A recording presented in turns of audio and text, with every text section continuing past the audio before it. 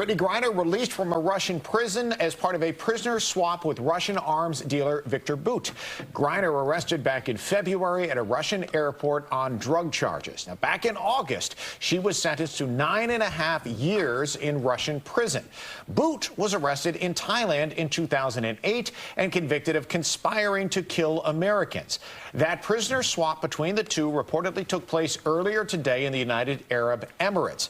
And just a short time ago, within the last 20 minutes, President Biden addressed the nation on Griner's release. Griner's wife was there and also spoke. Be able to say that Brittney's in good spirits. She's relieved to finally be heading home. And the fact remains that she's lost months of her life, experienced a needless trauma. So over the last 9 months, you all have been so privy to one of the darkest moments of my life. And so today I'm just standing here overwhelmed with emotions, but the most important emotion that I have right now is just sincere gratitude. And with that, we want to bring in national security expert Jack Marcio for more on this. Thank you for being there with us this morning. Obviously, wonderful, wonderful news that Brittney Griner is coming home. But in this whole process and throughout it, Jack, we had heard about also Paul Whelan coming home. You know, we're going to get two. And at what point, how does it change to go to a one-to-one? How does Paul come off the table? Kind of give us a behind the scenes of how it works. Well, the State Department has been working with the Russians for a while on this. And initially, the President Putin completely rejected any type of prisoner swap. And it wasn't Brittney Griner, it wasn't Paul Whelan, it was just no one. And we made them a very credible offer, which was Viktor Bout, who is a former Russian officer, as you stated, arrested in 2008 for arms dealing and arms trafficking as a merchant of death.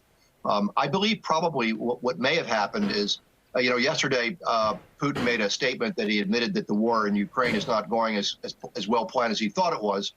This may be an opportunity of the Russians to try and garner some brownie points with the West to show that they're not completely the evil empire. And I think that might be what's behind this, that they're just trying to possibly shore up their very tattered public relations image. And they really didn't have any reason to keep her.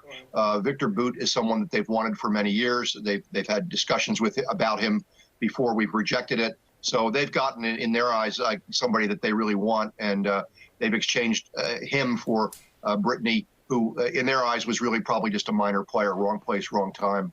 You know, Jack, we're not used to dealing with people here, right? When it comes to swaps, hearing about it, you think more about sports trades, right, of athletes and each other. And if you take it in that perspective, everybody is so ecstatic that Brittney Griner is on her way home. But you talked about Viktor Bout. He seems to be the superstar that Russia wanted in this deal. And a lot of people immediately said, why were you not able to get two people in this? You're leaving an American behind who was a former member of our military. Did you just lose your leverage that you had to bring Paul Whelan home?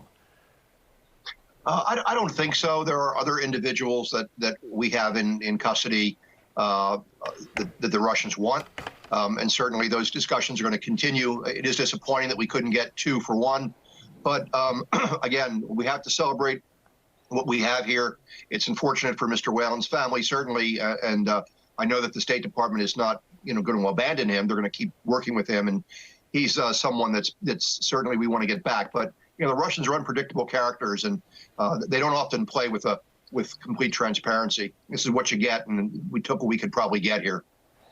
So can you kind of give us an idea of, like, what's the protocol? How does it work? Like, she's going to come home. I mean, obviously she gets checked out medically, but obviously there's got to be a major debrief that goes down with her as well. Without a doubt, she will be debriefed. That'll take probably several weeks. And she'll be debriefed by not only State Department, but members of the United States intelligence community. They'll want to know everything that happened, every little bit from day one. And they're going to take her back from the day that she was arrested to the day that she was released, looking for any information. They're going to want to know if she heard about any other Americans or other Westerners that might be incarcerated. They're going to want to know who else was incarcerated with her in the penal colony that she was in. So it'll be a very extensive debriefing. Absolutely. So based on that and what we've seen from other Americans who had been overseas and brought back in similar deals, that debriefing period, as you mentioned, that can take some time. Do you think she gets home in time for the holidays, or is this the type of situation where you feel that she will be still working with State Department and U.S. officials for some time? Oh, she'll be home for the holidays without a doubt. I'm not surprised. I don't think they're going to put her in a safe house anywhere in rural America. I think she'll be home for the holidays.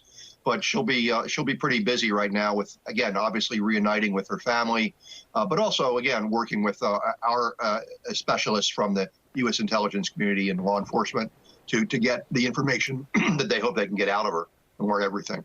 Well, Jack DiMarcio, we sure appreciate your insight this morning. I know this is going to be talked about a lot in terms of how the deal went down. Was it a good deal? But like you said, we're celebrating what went right, and that is that Brittney Griner's coming home.